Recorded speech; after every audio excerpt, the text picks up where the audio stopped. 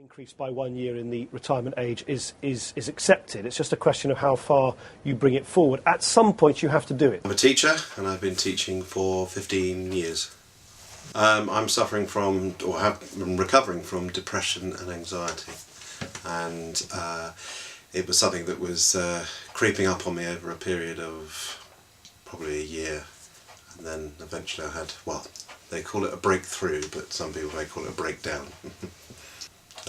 The problem is that you spend a lot of time just trying to keep going, and eventually your body decides that it can't keep going, and then you have a little crisis. The long hours don't help. I would say primarily it's about the expectations and endless target setting, which is very difficult to maintain. I also had a member of staff down for over a year, and I was covering for them, and that rather took its toll in the end.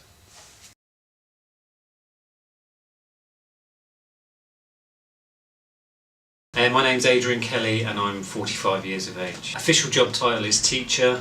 I'm head of a subject, but generally I'd call myself a teacher more than anything, because that's what I do most of my hours. But I suppose you get to a certain age where you think, why am I doing this? What's the point of this? I enjoy the job, I enjoy working with the students, I enjoy working with my peers and colleagues, but there are aspects of the job that you kind of think, my God, and also, you know, Sunday afternoons when you have to, your kids are playing downstairs and you're hiding away trying to mark, and then they come in and try and distract you and say, give me attention, give me attention.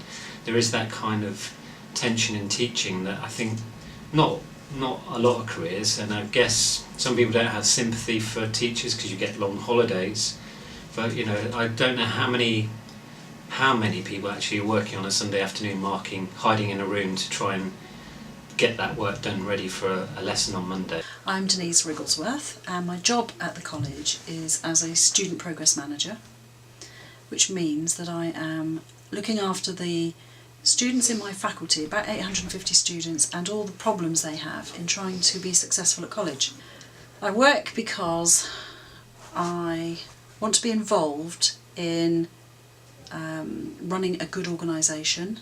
I want to be involved in helping people get through their day and get through their lives, making decisions, and I obviously do work for the money as well, because it does enhance your lifestyle if you can earn money to match the things that you want to do, travelling or places that you want to go to or whatever.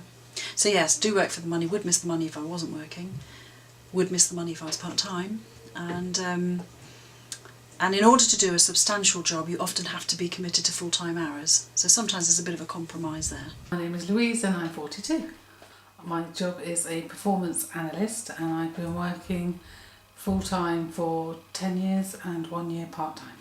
I think people should be able to have flexibility in choosing the hours they work to fit around any sort of caring responsibilities they might have, and I think they have to go on some way to do that with legislation and the right to ask for flexible working arrangements when you have a child. I think a lot of people define themselves through work, and society defines themselves through work, and obviously if you're working at the moment, we're told we're supposed to feel good about that fact that we are working with, you know, nearly 3 million people unemployed, and it is easy to say to yourself, I am lucky, I have got a job, but I think that the key thing is that you've got to just try and enjoy what you're doing, whatever it is. You know, if it's with your kids, spend as much time as you can with them. If it's with your wife, the same. If it's with your friends, and the same at work. I think some people allow work to take over.